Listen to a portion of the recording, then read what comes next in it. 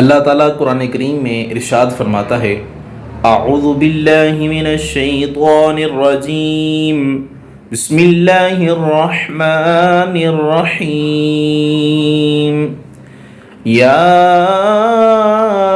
ایہا الذین آمنوا لا تلہکم اموالکم ولا اولادکم عن ذکر اللہ۔ اے ایمان والو، تمہیں تمہارا مال اور تمہاری اولاد اللہ کے ذکر سے غافل نہ کر دے۔ وَمَن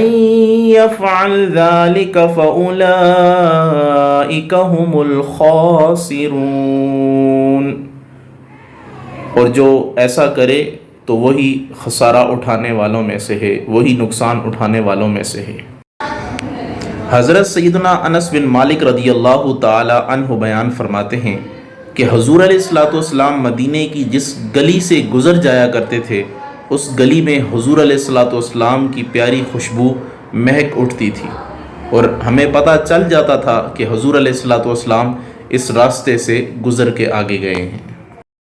حضرت سیدنا عبداللہ بن عباس رضی اللہ تعالی عنہما بیان فرماتے ہیں کہ اللہ کے محبوب صلی اللہ تعالی علیہ وآلہ وسلم نے ارشاد فرمایا،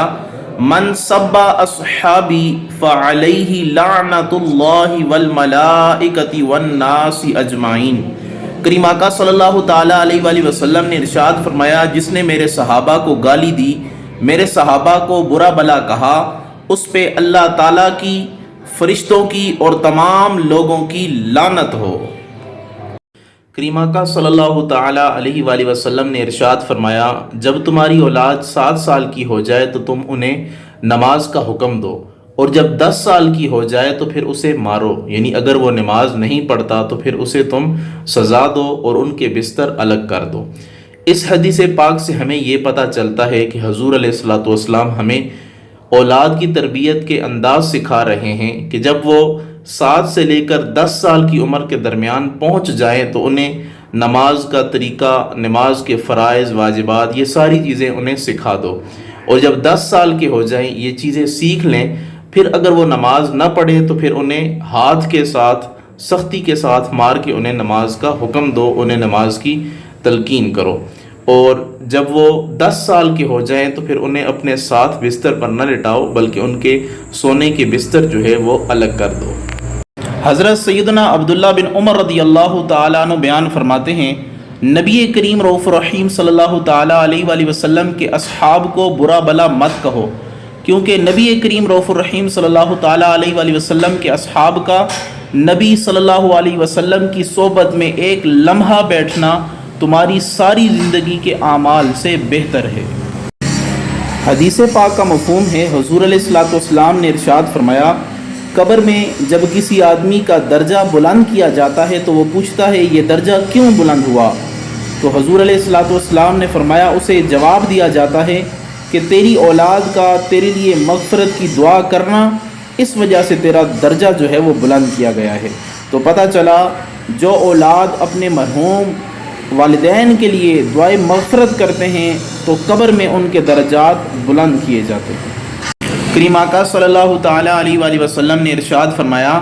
جب اولاد اپنے والدین کی طرف نظر رحمت سے دیکھتے ہیں تو اللہ تعالیٰ انہیں حج مبرور یعنی مقبول حج کا ثواب عطا فرماتا ہے۔ صحابہ کرام نے عرض کیا، یا رسول اللہ صلی اللہ تعالیٰ علیہ وآلہ وسلم، اگر کوئی آدمی یا کوئی بندہ 100 مرتبہ دیکھے، 100 مرتبہ نظر رحمت سے اپنے والدین کو دیکھے، حضور علیہ الصلوۃ والسلام نے فرمایا اللہ بہت بڑا ہے اور بہت اطیب یعنی بہت زیادہ پاک ہے۔ اس حدیث پاک کا مطلب یہ ہے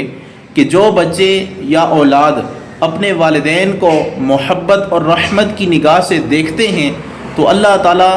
اس محبت اور رحمت کی نگاہ کی وجہ سے انہیں مقبول حج کا ثواب عطا فرماتا ہے۔ تو یہ تو صرف رحمت کی نگاہ سے دیکھنا ہوا، تو جو اپنے والدین کی خدمت کرتے ہیں ان کا ثواب کتنا ہوگا۔ السلام علیکم ورحمۃ اللہ وبرکاتہ۔ حضرت سیدنا جابر بن عبداللہ رضی اللہ تعالیٰ عنہ بیان فرماتے ہیں، کریم آقا صلی اللہ تعالیٰ علیہ وآلہ وسلم ہمارے پاس تشریف لائے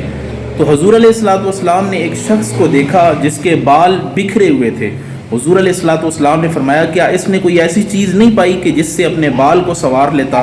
اپنے بالوں کو درست کر لیتا۔